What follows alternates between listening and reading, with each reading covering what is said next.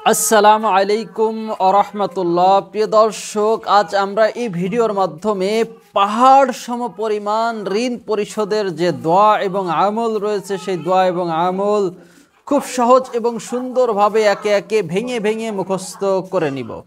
প্রিয় দর্শক, হাদিস শরীফে আসছে হযরত আলী রাদিয়াল্লাহু তাআলা আনহু হতে বর্ণিত, হযরত আলী রাদিয়াল্লাহু তাআলা আনহুর কাছে একজন লোক এসে বলে, আমাকে কিছু সাহায্য করুন, আমি আমার দেনা পরিশোধে ঋণ পরিশোধে অপারগ হয়ে পড়ছি।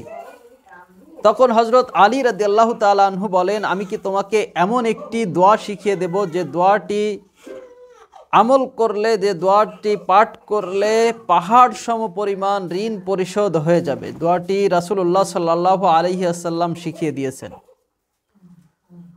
তো প্রিয় দর্শক, চলুন সেই দোয়াটি আজ আমরা মুখস্থ করে নিই। প্রিয় দর্শক, একটি কথা মনে রাখতে হবে যে 1 টাকা নয়, 1 কোটি টাকাও নয়, পাহাড় সম পরিমাণ যদি ঋণ হয়ে থাকে, পাহাড় সম পরিমাণ যদি দেনা হয়ে থাকেন, তো সেই পাহাড় সম পরিমাণ ঋণ পরিশোধ করে দিবে স্বয়ং আল্লাহ পাক রব্বুল আলামিন। প্রিয় দর্শক, তার জন্য অবশ্যই আমলটি মনোযোগ সহকারে শুনতে হবে, আমলটি সঠিকভাবে করতে হবে। প্রিয় দর্শক, আমরা যখন ঋণগ্রস্ত হয়ে যাই, আমরা যখন দেনাগ্রস্ত হয়ে যাই, তখন আমরা অনেক পেরেশানির ভিতরে পড়ে যাই, আমরা মুসিবতের ভিতরে পড়ে যাই। কিভাবে ঋণ পরিশোধ হব আমাদের মাথায় খেলে না। আমরা অনেকেই ঋণের জন্য সুইসাইড, আত্মহত্যার মতো জঘন্য পথ বেছে নিই।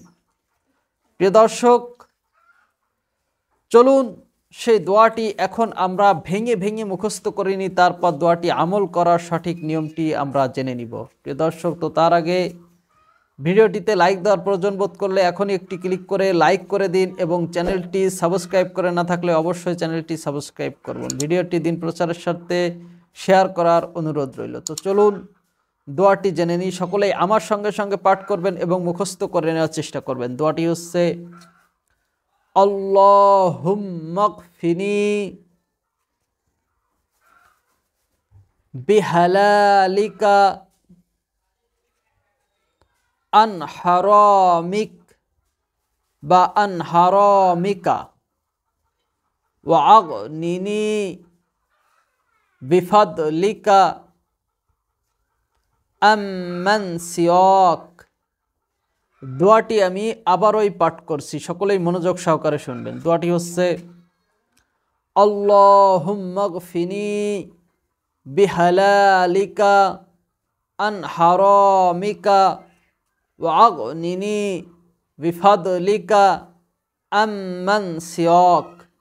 প্রিয় দর্শক, এই দোয়াটি আমল করার নিয়ম হচ্ছে 5 ওয়াক্ত সালাতের পর এই দোয়াটি পাঠ করবেন, এবং যখন আপনি আল্লাহর কাছে প্রার্থনা করবেন তখন আপনি এই দোয়াটি প্রার্থনার ভিতরে রাখবেন, এবং বিশেষ করে যে টাইমগুলোতে দোয়া কবুল হয় সেই টাইমগুলোতে এই দোয়াটি পাঠ করবেন এবং এ ব্যাপারে আল্লাহর কাছে ফরিয়াদ করবেন। অবশ্যই দোয়াটি পাঠ করার পূর্বে এবং পরে দুরূদ শরীফ পাঠ করবেন।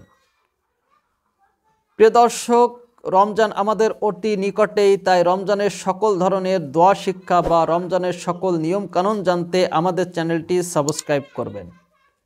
সকলেই ভালো থাকবেন, সুস্থ থাকবেন। পুরো ভিডিও জুড়ে আমি ছিলাম আপনাদের সঙ্গে সোহান হায়দার। আসসালামু আলাইকুম ওয়া রাহমাতুল্লাহ।